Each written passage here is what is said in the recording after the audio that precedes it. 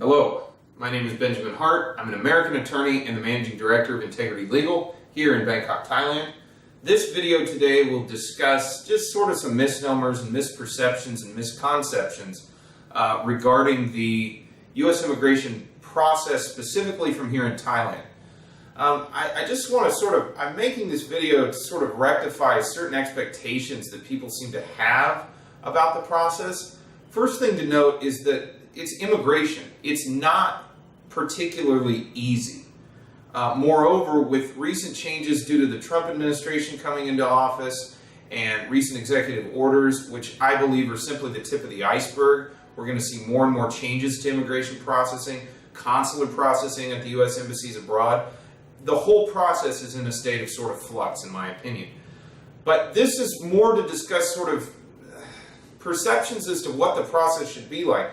I find it rather interesting. I've been practicing immigration law for about 10 years now.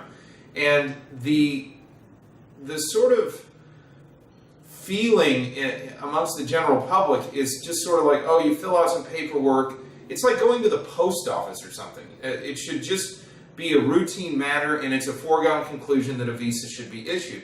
That's the furthest thing from the truth in these cases. For one, this is an adjudicatory process. So let's just take family immigration, K-1 visas, marriage visas, spousal immigrant visas like the CR1 or the IR1.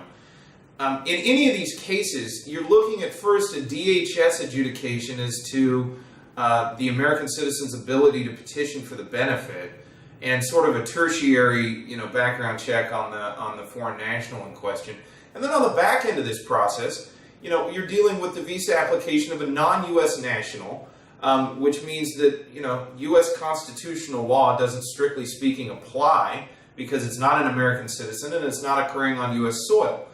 An example of how important that notion is can be seen in the fact that folks are being turned away from airports trying to get into the United States because they, quite frankly, do not have the same rights as, say, American citizens, or in some cases lawful permanent residents. But as has been shown with even lawful permanent residents who are affected by these recent executive orders, even they can be subject to some rather arbitrary and arguably capricious activity, or shall I say denial, on the part of U.S. Customs and Border Protection officers.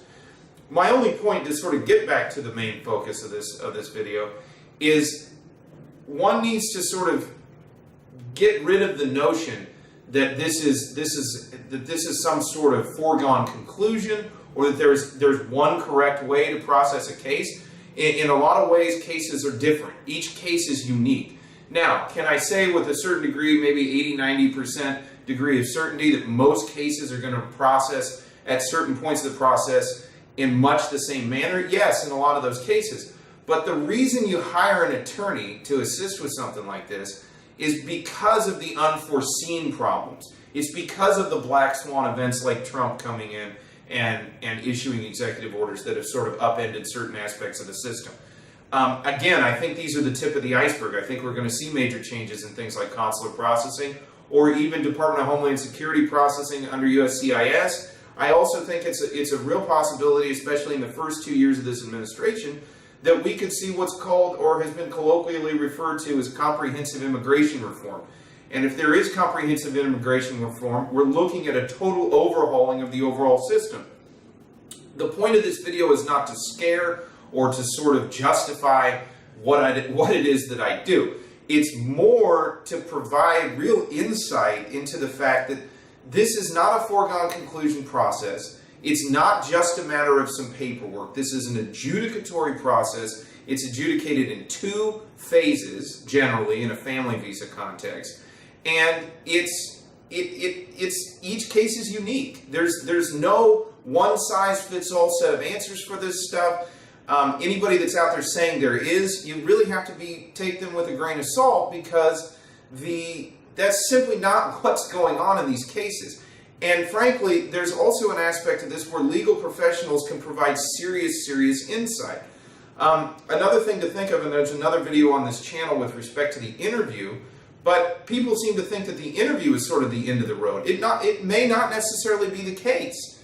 221Gs can be issued, denials based on grounds of inadmissibility can be issued, all sorts of these sorts of things. I mean, there's a million ways that a case could, you know, there's a million postures a case, well, presumably less than a million, but there are a number of postures a case could maintain after interview.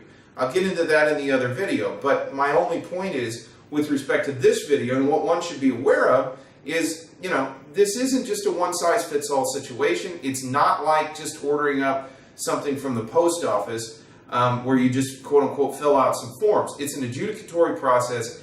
It requires a level of evidentiary proof, and moreover, due to things like the doctrine of consular absolutism, which is discussed on another video on this site, there's a lot of discretion on the part of the officers, and on top of that, there are tectonic changes afoot as of the time of this video. There are tectonic changes afoot with respect to U.S. immigration law itself. For all of these reasons, those watching this video are strongly encouraged to go ahead, try to find a professional, or if you're doing it on your own, do extensive research, learn about the process. Don't simply take someone's word for it if they're not, and finally, if they're not professionally qualified, really take their advice with a grain of salt. Because again, some people are out there going to tell people that this is just some easy document processing endeavor. It's not. It's an adjudication. It's a good idea if you're going to hire somebody, hire an attorney, because that's what you're going to need, is representation. It's not a matter of filling out documents. That's an element of the process, but that's not the entire process. And on the whole, I would say, especially moving forward, U.S. immigration matters are going to be extremely complex, and I think it's fairly safe to say that in the next 2 years, the entire process could look entirely differently from the one that we're looking at the time of this video.